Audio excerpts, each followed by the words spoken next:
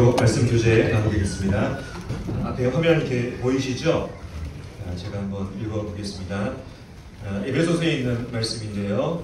그들이 감각 없는 자 되어 자신을 방탕에 방임하여 모든 더러운 것을 욕심으로 행하되 오직 너희는 그리스도를 그같이 배우지 아니하였느니라. 성경은요, 이 세상의 불신자들 향해서 어떻게 이렇게 정의 내리고 있냐면 감각 없는 자라고 이렇게 정의하고 있습니다. 그들은 죄를 죄로 여기지 않고 또 부끄러움을 부끄러움으로 생각하지 않습니다. 우리가 과거에 이러한 삶을 살았었죠. 하지만 예수 그리스도를 영접한 이후에 성령께서 우리와 함께 하심으로 인해서 이제 우리가 영적인 이 감각을 소유한 사람들이 되었습니다. 하지만 때로 성령께서 우리에게 주신 이 영적인 감각이 무뎌질 때가 있어요. 우리가 구원받고 우리가 신앙생활을 한다 할지라도 이 영적인 감각이 때로는 무뎌질 때가 있습니다.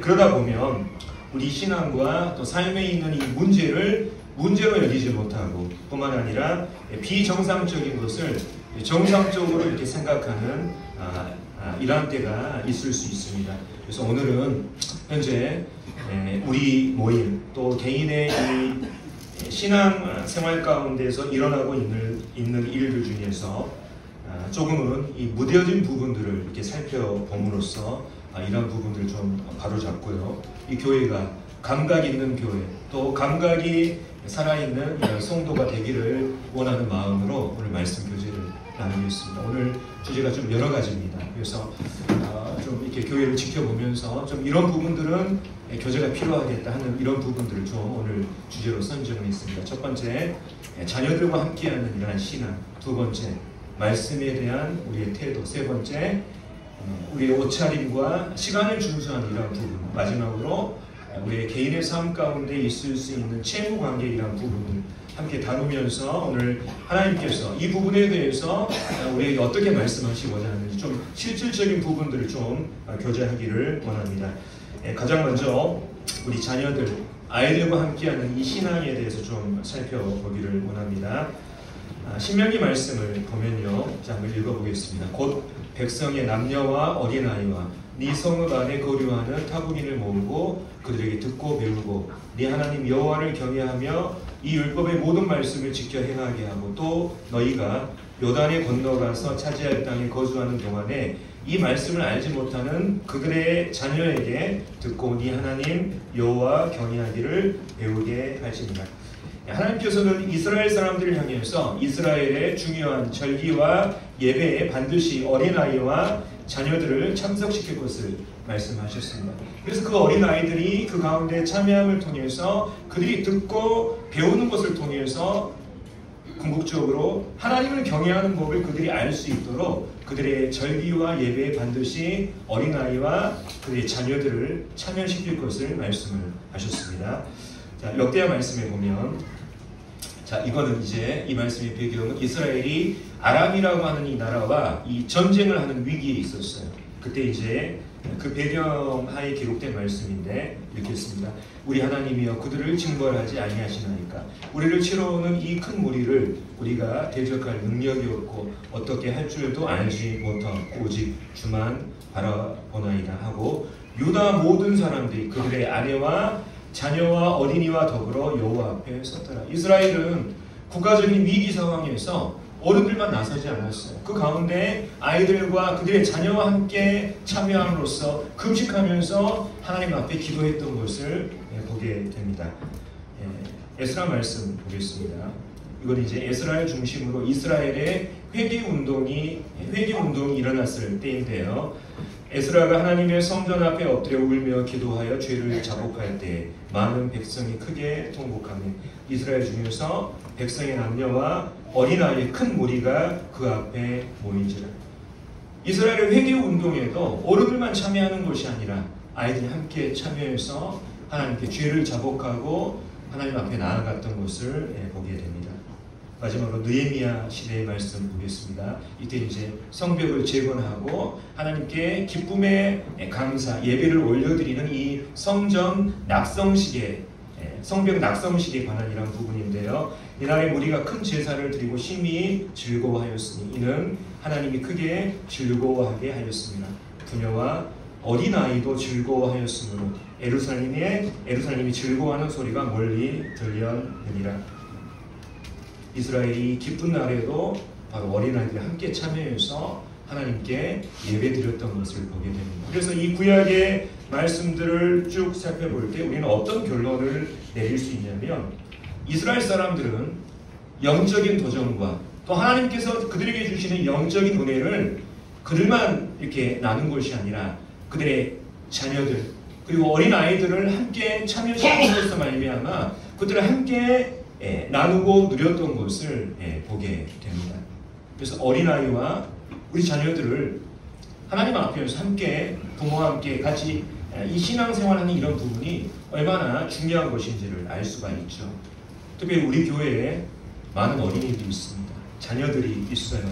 이들이 아직 어리고 구원받지는 못했지만 부모와 함께 그 예배의 자리에 함께 참여함으로써 이 교회가 하나님께 예배드리는 모습을 지켜보고 또 내 부모가 하나님 앞에서 함께 예배드리는 이 모습을 보면서 하나님이 어떤 분이시고 왜 우리 부모가 하나님께 감사와 찬양을 올려드리는지 그것을 통해서 하나님을 알게 되고 뿐만 아니라 하나님께서 우리 모두에게 주시는 그 은혜와 복을 함께 나누고 누리게 될 줄로 믿습니다. 잠언 말씀에 보면 마땅히 행할 길을 아이에게 가르치라고 이렇게 말씀하셨어요. 하나님을 경외하고 하나님을 예배하는 법을 우리 자녀에게 마땅히 이렇게 가르쳐야 되지 않겠습니까? 당연한 것이죠. 하지만 저는 요즘 몇몇 부모님들이 예배 시간에 자녀들과 함께 이렇게 2층에 모여서 함께 예배드리지 못하고 1층에서 예배드리는 이러한 부분들을 보게 될 때 마음이 몹시 이렇게 걸리고 또 안타까운 이런 부분이 있습니다. 현재 예배 시간에 1층에 있는 부모들을 위해서 떡과 잔이 내려가는 이러한 실정이죠. 아마도 본인의 이 자녀들이 떠드는 소리로 인해서 예배에 방해되지 않을까 하는 이런 조심스러운 마음으로 그렇게 하는 것으로 알고 있습니다만, 오늘 이후부터는 다음 주부터는 우리 모든 부모님들이 자녀와 함께 2층 홀에 함께 모여서 예배 드렸으면 좋겠습니다. 간혹 이제 아이들이 함께 모이다 보니까 예배 시간에 떠드는 일이 발생할 수가 있습니다. 하지만 그 부모와 그 자녀들이 예배에 함께하지 못할 정도로 그 부모와 아이를 향해서 거친 표현을 한다든지 또 마음을 상하게 하는 이러한 일이 없었으면 좋겠습니다. 뿐만 아니라 자녀를 데리고 있는 이러한 부모들도 아이가 떠드는 것을 그대로 방치하면 안 됩니다. 아이가 떠들 때 적절하게 컨트롤 해줘야 되죠.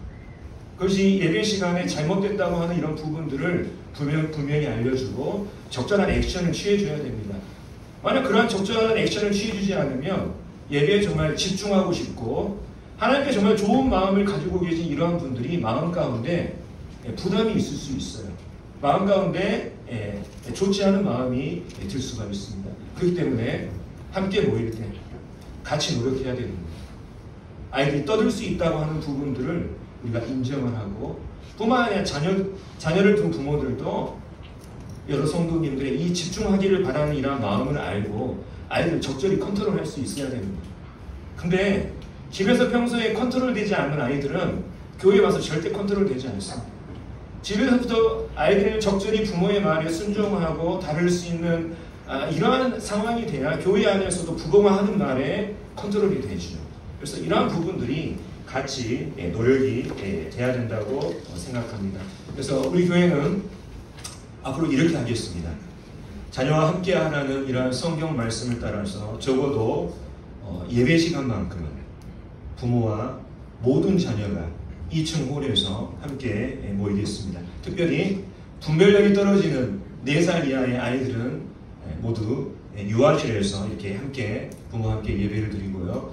5살 이상의 아이들은 2층 홀에서 부모 옆에서 함께 예배에 이렇게 동참하도록 하겠습니다. 앞으로 떡과 잔은 2층 홀을 제외하고 다른 층으로 절대 내려가지 않겠습니다. 정숙한 가운데 참 예배에 집중하기를 바라는 이러한 성도님들도 계실 줄로 알고 있습니다만, 아이들로 인해서 다소 이렇게 집중되지 못하더라도 양해해 주시고, 또 자녀를 둔 부모들도 이 교회가 하나님 앞에서 예배드릴 모습을 통해서, 또 부모가 예배드리는 이런 모습을 통해서 부모의 정체성, 또 이 교회의 정체성에 대해서 알게 하고, 또 그것을 지켜보게 함으로써 우리 아이들이, 우리의 자녀들이 하나님에 대해서 알아가는 이러한 시간이 될 수 있도록 좀 마음을 다해서 협조해 주시기를 부탁을 드리겠습니다. 그래서 다음 주부터는 2층 홀에 모든 성도와 아이들이 함께 모이도록 하겠습니다. 두 번째 부분은요, 우리가 주일 말씀에 대한 이런 태도를 좀 생각해 보기를 원합니다. 사무엘상에 있는 말씀인데요, 자, 이렇게 너무 잘 아시는 말씀이지만 제가 읽겠습니다. 사무엘이 이르되 여호와께서 번제와 다른 제사를 그의 목소리를 청종하는 것을 좋아하신 같이 좋아하시겠나이까. 순종이 제사보다 낫고 듣는 것이 순양의 기름보다 나으니. 자, 이 말씀의 배경을 잘 아시지만 혹 모르시는 분들을 위해서 또 말씀드리겠습니다. 하나님께서 이제 사무엘을 통해서 이스라엘과 이제 아말렉이 이제 전쟁하는 이러한 가운데 있을 때 아말렉을 남기지 말고 진멸할 것을 말씀하셨습니다. 하지만 사울과 이스라엘이 하나님께 더 좋은 제사, 예배를 드리기 위해서 이런 명목으로 아말렉의 양과 소 중에서 가장 좋은 것을 남겨놓게 되죠. 그러자 사무엘이 이 사울을 책망하는 말씀입니다. 여기 말씀에 이렇게 나온 것처럼 이 사무엘은 하나님께서는 하나님께 제사를 드리는 것보다 하나님의 말씀을 듣고 순종하는 것을 하나님이 더 기뻐하신다고 말씀하셔요. 현재 우리 교회의 이 주일은요, 예배와 말씀, 애찬 시간으로 이렇게 운영이 되고 있습니다. 근데 우리는 이 주일 예배 시간을요, 주일 이 말씀 시간을 예배 시간보다 덜 중요하게 생각하는 이러한 경향이 있는 것 같습니다. 워낙 우리가 주의 만찬을 강조하다 보니까, 특별히 우리 형제교회의 정체성이 실은 이 매주 행하는 이 주의 만찬에 있지 않습니까? 그렇기 때문에 어떤 일이 있어도 이 주의 만찬에는 빠져서는 안 되고 나머지는 유연하게 생각하는 이러한 경향이 있습니다. 그래서인지 몰라도 요즘 이런 분들을 제가 많이 자주 목격합니다. 말씀 시간에 1층에 내려가서 다른 성도들과 교제 나누고 있는 성도들, 뿐만 아니라 말씀 시간에 1층에서 교회학교 준비를 하는 주일학교 학생부 교사들, 말씀 중간에 3층으로 올라가서 애찬을 도와주시는 자매님들, 저는 이러한 모습이 합당한 교회의 모습은 아니라는 이런 합당한 모습은 아니라고 이렇게 생각합니다. 우리가 살펴본 말씀처럼 하나님께서는 우리가 예배를 드리는 것보다 하나님의 말씀을 듣고 순종하는 마음으로 이 자리에 앉아 있는 것을 훨씬 더 귀하게 보실지도 몰라요. 예배라고 하는 것이 뭡니까? 우리에게 있는 가치 있는 것을 하나님께 올려드려서 하나님을 높여드리는 것이 예배지 않습니까? 집에서도 자식들이 부모가 하는 말에, 정말 부모가 하는 이 말씀에 순종하고자 하는 마음으로, 정말 겸손한 마음으로 내가 아버지 말씀에, 부모님 말씀에 따르겠습니다 하는 마음으로 부모님 말씀을 이렇게 듣는 것보다 부모님을 공경하는 이 태도가 어디에 있겠어요? 부모를 높여드리는 것이 어디에 있겠습니까? 우리도 마찬가지입니다. 하나님의 자녀들이 하나님이 주시는 그 말씀 앞에 순종하고자 하는 마음으로 겸손하게 하나님 말씀 앞에 모여서 하나님 말씀을 듣는 것처럼 하나님을 높여드리고 그분을 기쁘게 하는 것이 과연 어디에 있을까요? 그렇기 때문에 초대교회 성도들은 교회의 공적인 예배에 반드시 말씀 시간을 포함시켰어요. 다시 말씀드립니다. 초대교회 성도들은 교회의 공적인 예배에 반드시 말씀 시간을 포함을 시켰다고요. 교회사를 살펴보면 초대교회 예배의 핵심은 바로 주의 만찬뿐만 아니라 말씀을 듣는 시간도 함께 포함했습니다. 우리 같은 경우는 어떻습니까? 여기 왼쪽에 보면 주보에 나와 있는 건데 예배와 말씀이 명확하게 구분되어 있잖아요. 그래서 우리가 주의 만찬만을 예배로 생각하는 그런 경향이 있습니다. 하지만 초대교회 성도들은 교회의 공적인 예배에 주의 만찬뿐만 아니라 말씀을 듣는 시간까지 포함했다고요.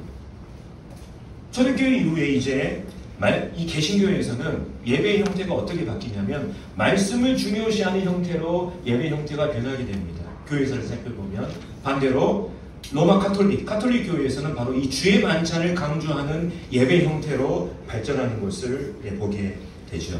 하지만 우리가 잘 아셔야 될 건 뭐냐면 초대교회 예배의 핵심은 말씀과 주의 만찬이었어요. 그리고 여기에 뭐가 더해지냐? 바로 찬송과 감사기도, 헌금이 바로 이 교회의 공적인 예배에 포함됐습니다. 그래서 우리가 주일날 이 말씀은요, 우리가 들으면 좋고 상황에 따라서는 듣지 않아도 되는 이러한 취사선택의 이러한 시간이 아니라 먼저는 하나님께서 정말 중요하게 보시는 이러한 시간이고 또 이 교회가 하나님께 드리는 공적인 예배의 한 부분이라 생각하고 중요하게 이걸 여겨야 됩니다. 그리고 우리 성도님들은 어떻게 모여야 됩니까? 하나님의 말씀을 듣고 순종함을 통해서 하나님을 높여드리고자 하는 그 예배자의 마음으로 말씀 시간에 참여를 하셔야 되는 거예요. 주의 만찬만 중요하고 말씀은 우리가 취사선택에서 들어도 좋고 안 들어도 좋다 이게 아닙니다. 교회의 이 공적인 예배에 주의 만찬뿐만 아니라 말씀도 포함해서 정말 그것을 중요하게 생각하는 마음가짐이 우리에게 필요하죠. 특별히 성도님들도 정말 그 시간을 중요하게 생각하셔야 되지만 주의 말씀도 실은 우리 성도님들이 사모할 수 있는 이러한 시간으로 준비될 수 있도록 하는 것도 정말 필요하다는 생각을 해보게 됩니다. 현재 우리 교회는 은사적으로 탁월한 전심사역자가 없습니다. 그러다 보니 저를 비롯한 몇몇 형제님들이 바쁜 직장생활 가운데 또 사업 중에 부족하지만 정말 함께 하고자 하는 마음으로 이 말씀을 맡아서 수고하고 계십니다. 수요 집회 때 한 번이라도 앞에 나와서 간증하신 분들은 성도들 앞에서 말씀을 전한다는 것이 얼마나 어렵고 부담스러운 일인지 잘 알고 계시잖아요. 더군다나 직장과 사업의 분주함 속에서 성도들의 먹일 영적인 양식을 준비한다는 이것이 정말 어려운 일입니다. 더군다나 이 말씀을 맡고 계시는 모든 분들이 실은 모두 말씀의 은사가 있는 것은 아니에요. 이러한 이유로 때로는 성도님들이 기대에 미치지 못하는 이러한 말씀이 주일 단상에서 전해질 수가 있습니다. 그렇기 때문에 우리 성도님들이 주일 말씀을 위해서 기도해 주셔야 돼요. 탁월한 말씀의 은사를 가진 이러한 전심 사역자를 세워달라는 이러한 기도가 아니라 분주하고 부족한 가운데서도 성령의 인도하심을 따라서 말씀을 잘 준비하고 전할 수 있는 이러한 시간이 될 수 있도록, 뿐만 아니라 이 시간이 내가 하고 싶은 교제를 나누는 것이 아니라 내가 개인적으로 깨달은 말씀을 묵상하고 깨달은 말씀을 교제한 이러한 시간이 아니라 성령께서 교회에게 선포되는 말씀이 증거될 수 있도록 우리 형제 자매님께서 기도해 주셔야 돼요.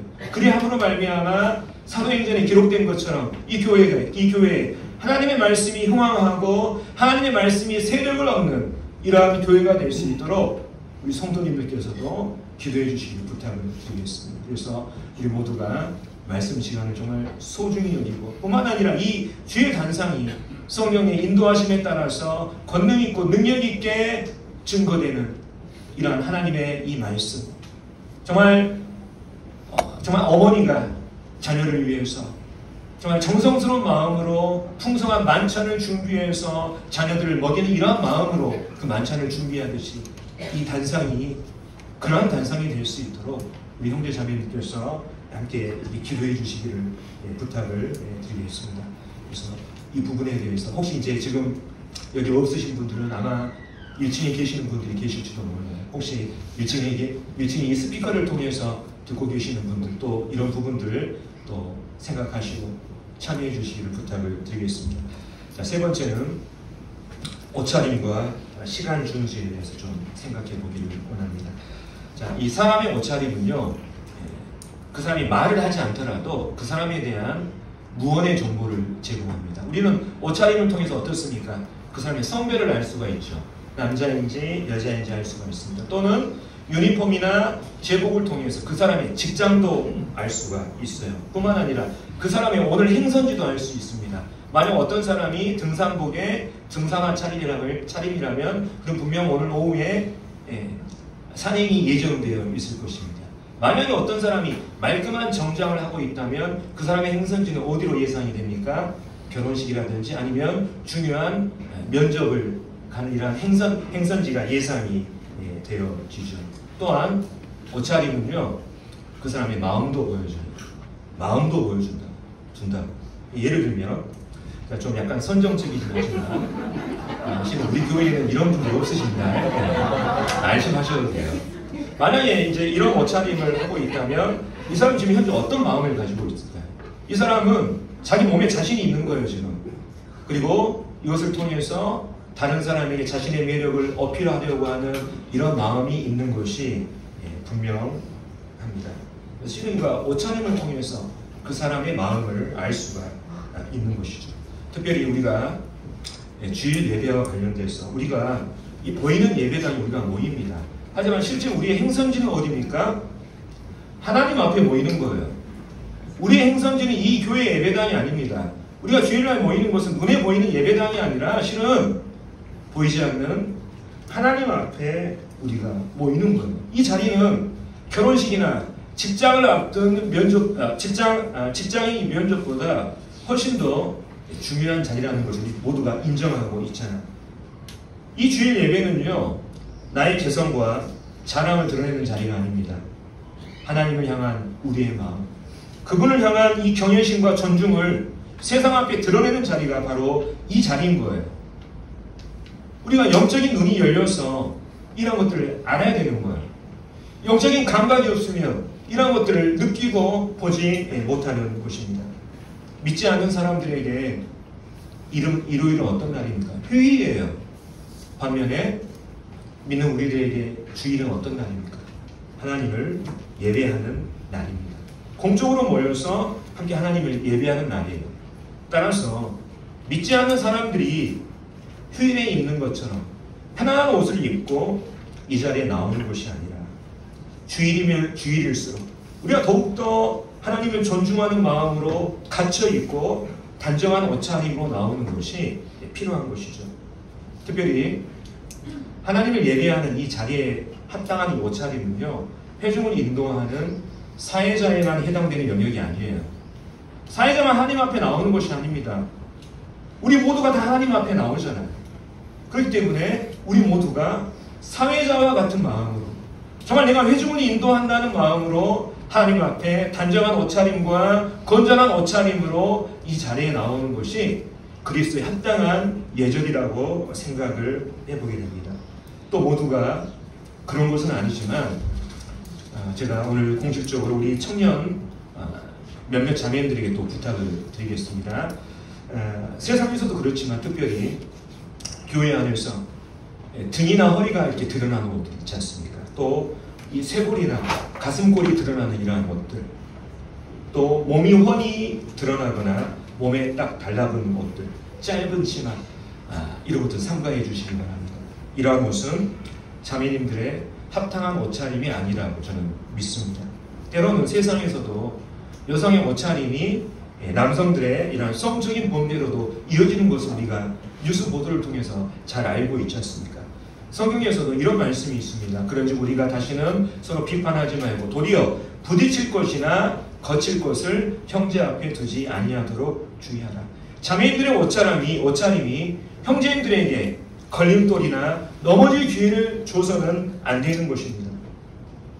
이런 것들 사전에 예방할 필요가 있는 것이죠. 교회에 이러한 가르침이 필요하고, 잘하고 계십니다만 이런 부분에서 더욱더 신경 써서, 또 우리 아이들과 학생들이 그걸 다 지켜보고 있잖아요. 그런 옷차림들을 아이들이 배우는 것입니다. 그래서 이런 부분들도 특별히 신경 써서 정말 하나님을 예배하기에 합당한 옷차림으로 주일날 나오실 것을 권면드리겠습니다. 뿐만 아니라 우리가 주일날 신경 써야 될 것은 옷차림뿐만이 아니에요. 시간을 지키는 부분도 우리가 신경을 써야 합니다. 현재 우리 30, 40대 자매님들 모임에서요, 내 자아를 버리라라고 하는 이 책을 공부하고 있습니다. 그 책에 이런 글귀가 있습니다. 제가 한번 읽어드리겠습니다. 시간 엄수의 실패에 대해서 걱정하는 목소리가 왜 교회에서는 들리지 않는가? 하나님과 하나님의 교회를 섬길 때 시간을 지키지 못할 정도로 그토록 자기 절제가 안 되고 그토록 이기적이고 그토록 타인의 시간에 대해 무감각하다면 그 사람의 영성도 제대로 될 리가 없다. 제가 지난 1월에 이스라엘 다녀왔지 않습니까? 근데 현지인으로부터 이런 얘기 들었습니다. 유대인들은 시간 약속을 지키지 않는 사람들과 절대 사업을 함께 하지 않습니다. 왜냐하면 그는 신뢰할 수 없는 사람이기 때문이죠. 우리 형제 자매들 가운데 사업하는 성도님이 많이 계십니다. 사업하는 사람의 경우 고객과의 미팅이 잡혀 있다면 반드시 그 시간을 엄수할 것입니다. 왜냐하면 시간 약속을 지키지 않으면 그 고객은 더 이상 그 사업자를 신뢰하지 않고 그와 거래하지 않을 것이기 때문입니다. 뿐만 아니라 직장을 준비하는 여러 청년들이 있습니다만 만약에 직장 면접이 잡혀 있다면 반드시 그 시간을 지킬 것입니다. 왜냐하면 그 시간을 어기게 되면 그 직장이 그를 신뢰하지 않아요. 결코 그를 채용하지 않는 것이 분명하기 때문입니다. 형제 자매들 생각해 보십시오. 우리 그리스도인들이 자신들이 먹고 사는 일에는 시간을 철통같이 지키면서도 하나님을 섬기는 일에는 그렇지 못한다고 하면 실은 이것은 부끄러운 것이죠. 그리 덕스럽지 못한 일이라는 생각을 해 봅니다.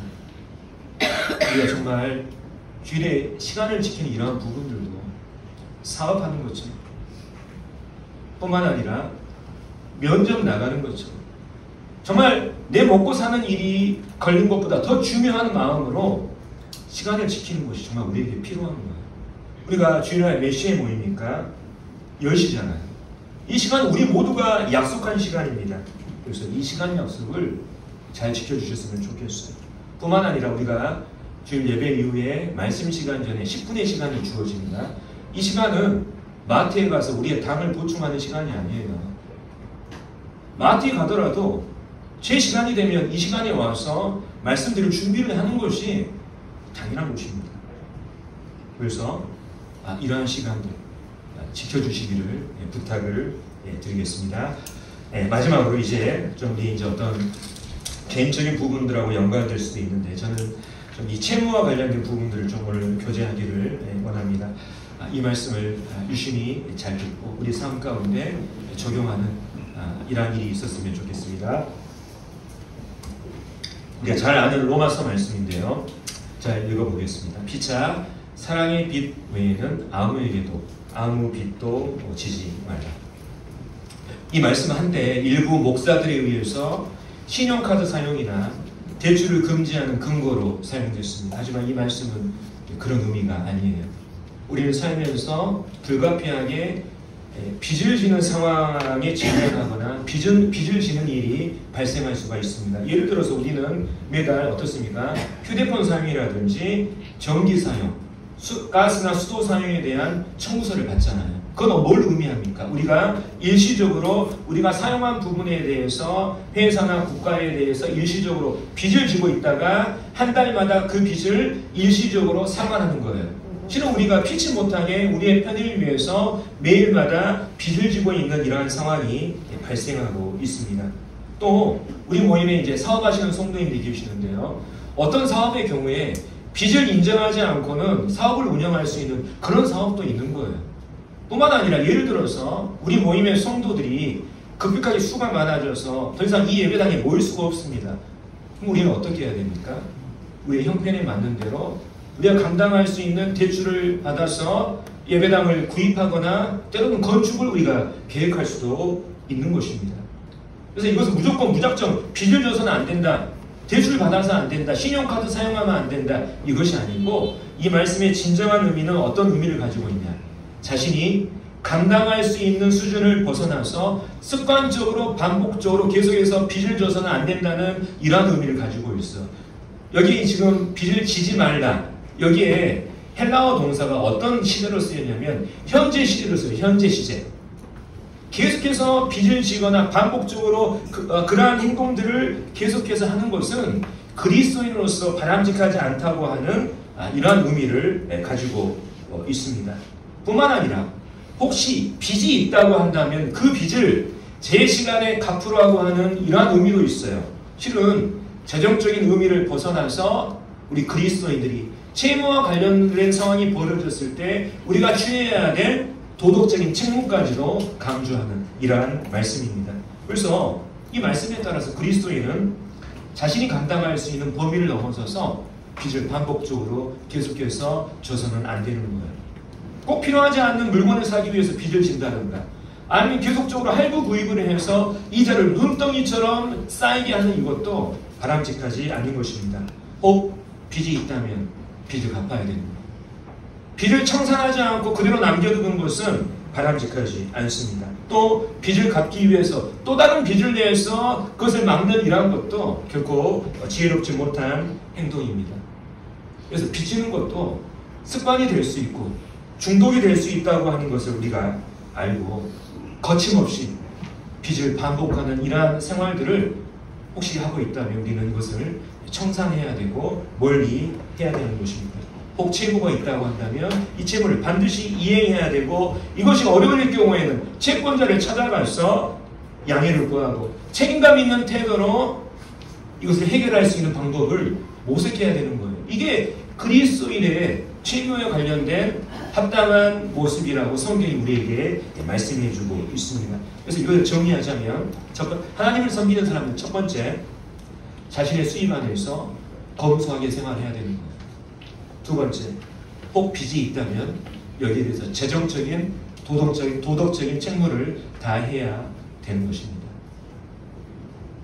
때로는 이 채무 관계가 성도와 성도 사이에 발생할 수 있습니다. 그런 경우가 분명히 있을 수 있잖아요. 그렇지 않습니까? 그러할 때 성경이 우리에게 그런 상황이 되면 어떻게 해야 되는지 그런 부분들을 말씀해 주고 있는데 좀 몇몇 말씀을 살펴보겠습니다. 구약 성경을 한 구절을 인용을 하겠습니다. 제가 읽겠습니다. 네가 형제에게 구워주거든 이자를 받지 말지니 곧 돈의 이자, 식물의 이자, 이자를 낼 만한 모든 것에 이자를 받지 말 것이다. 타국인에게 네가 구워주면 이자를 받아도 되거니와 네 형제에게 구워주거든 이자를 받지 말라. 그리하면 네 하나님 여호와께서 네가 들어가서 차지할 땅에서 네 손으로 하는 범사에 복을 내리시리라. 이 말씀의 배경은요, 이스라엘 민족이 이제 가나안에 들어가기 전에 하나님께서 이스라엘을 불러 모아놓고 너희가 가나안에 들어가게 되면 이렇게 해라 하는 이런 지침 가운데 해당되는 한 말씀이에요. 자, 이제 지금 이스라엘 지금 광야에 있습니다. 광야에 있을 때 하나님께서 그들에게 필요한 모든 것들을 무상으로 제공을 해주셨죠. 하지만 가나안에 들어가게 되면 어떤 일이 있습니까? 지파별로 땅을 분배받게 되죠. 그러면서 그 안에서 이스라엘 사람들이 경제활동을 하면서 개인적인 재산을 소유하게 됩니다. 그렇게 될 때 어떻습니까? 그 안에서 때로는 하나님을 섬기는 이스라엘 사람 간의 채무관계가 발생할 수 있는 거예요. 그 채무관계가 발생했을 때 여기에 대한 지침이 바로 이겁니다. 정리하면 너희들이 하나님을 믿지 않는 타국인하고 채무관계가 발생했을 때 너 이자 받아도 된다. 하지만 하나님을 섬기는 사람들끼리 이러한 채무관계가 발생했을 때 이자를 받지 말라고 하는 이러한 말씀으로 정리할 수가 있겠습니다. 다시 이게 결론적으로 말씀을 드리면 믿지 않는 세상 사람들과의 관계 가운데서는 세상의 방식을 따라도 좋지만 적어도 하나님을 믿는 사람들과의 이러한 관계 속에서는 세상의 방식을 따라서는 안 됩니다. 하나님 나라의 방식을 따르는 것이 합당하다. 이것을 구약 성경에서 가르쳐주고 있습니다. 그렇다면 왜 하나님께서는 하나님을 믿는 사람들끼리의 이러한 채무 관계에서 이자 받는 것을 금지하셨을까요? 그것은 나중에 이것이 하나님을 믿는 사람들과의 관계 가운데서 굉장한 갈등과 좋지 않은 영향을 미치기 때문입니다. 잠언 말씀에 이런 말씀이 있습니다. 부자는 가난한 자를 주관하고 빚진 자는 채주의 종이 됩니다. 채무 관계가 성립되는 순간 하나님을 믿는 사람들 사이에서도 하나님을 동등하게 섬기는 입장이 아닌 그 돈을 갚아야 되는 채무자, 그 돈을 받아야 되는 채권자, 다시 말하면 주인과 종의 관계가 형성이 되는 거예요. 더군다나 여기에 이자라고 하는 이 권리가 개입되면요, 주인과 종의 관계는 훨씬 더 강화가 됩니다. 다시 말하면 우리가 하나님 앞에서 동등하게 하나님을 섬기는 이러한 사람들이잖아요. 하지만 이 채무 관계로 인해서 그 관계가 무너진다고 하는 거예요. 갈등이 생긴다고 하는 거예요. 말씀을 찾지 않겠지만 느헤미야서 5장에 보면 이스라엘 사람들이 이제 예루살렘에 돌아옵니다. 먹고 살 게 없어요. 그래서 자신의 형제들에게 먹을 것을 빌립니다. 근데 이자가 너무 세요. 그러다 보니까 그 이자를 갚지 못하니까 어떤 일들이 벌어지냐. 자기의 자녀를 다른 형제들에게 종으로 파는 일이 발생합니다. 느헤미야가 그걸 책망하거든요. 그러면서 이스라엘 사회에 굉장한 갈등이 유발하게 되고 이스라엘에 굉장한 문제가 생기는 것을 보게 됩니다. 내 것을 다른 사람들에게 빌려줘서 정당한 권리를 취하는 것은 하나님께서도 인정하신 권리예요. 하지만 여기 말씀에 나오는 거죠. 함께 하나님을 섬기는 사람들과의 관계를 생각해서 그 정당한 권리를 포기하게 될 때 하나님께서 뭘 약속하셨습니까? 그 사람에게 범사의 복을 약속하셨어요. 네 형제들과의 관계를 생각해서 그러한 권리를 네가 기꺼이 포기할 때 내가 너에게 이 하는 범사의 하는 일에 내가 복을 내려줍니다. 이게 구약시대 하나님께서 하나님을 믿는 사람들과의 채무 관계에 있어서의 지침이며 하나님이 말씀하신 거예요. 이 구약시대의 얘기고요. 이제 신약시대에 넘어가면 채무 관계에 있어서 더 아름다운 본을 우리가 하나 발견할 수가 있습니다. 어디서 발견할 수 있냐면 바로 빌레몬서에서 발견할 수가 있는 거예요.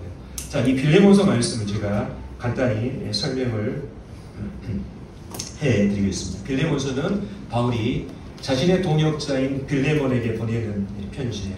복음을 전하다가 바울이 감옥에 갇힙니다. 그 감옥에서 이제 죄수들을 향해서 복음을 전하게 되는데 죄수 중에서 한 명이 회심하게 돼요. 구원받게 된다. 그 사람의 이름이 오네시모라고 하는 사람입니다. 근데 바울이 쭉 들어보니까 이 오네시모가 바울이 알고 있던 빌레몬의 종이었고 과거에 이 오네시모가 빌레몬의 종으로 있다가 주인에게 상당한 손해를 끼치고 도망갔다가 잡혀가지고 감옥에 같이 갇혔다고 하는 이 사실을 알게 됩니다. 바울과 친분관계에 있던 이 빌레몬에게 이제 바울이 편지하죠. 빌레몬, 실은 내가 이 감옥에서 오네시모라는 사람을 이렇게 만나서 그에게 복음을 전했는데 이 사람이 구원을 받았네. 그리고 이 사람이 구원받고 나서 놀랍게 변화가 돼서 실은 이제 내 신복, 복음을 전한 내 동역자고 신복으로 지금 나와 함께 있네.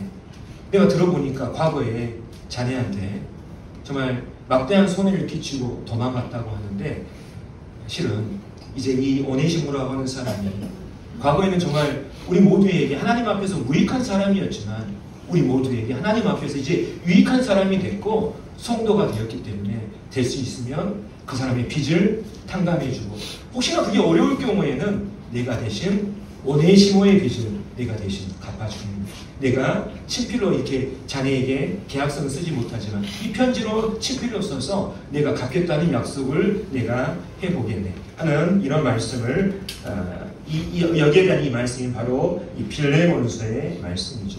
구약시대에 사람과 하나님을 믿는 사람들과의 채무 관계에 있어서 이자를 받지 말라. 이게 지침이었지만 신약시대에 넘어와서 하나님을 믿는 사람들과 이러한 성도 간의 관계 가운데 사랑과 자비와 예수님이 우리에게 보여주셨던 사랑과 자비와 긍휼의 정신을 발휘해서 그것을 탕감해 줄 뿐만 아니라 정말 그 사람이 어려워서 그게 어렵다면 내가 대신 그 빚을 갚아주겠다고 하는 것이 바로 하나님께서 빌레몬서를 통해서 우리에게 보여주시는 사랑과 자비와 긍휼의 정신인 것을 보게 됩니다.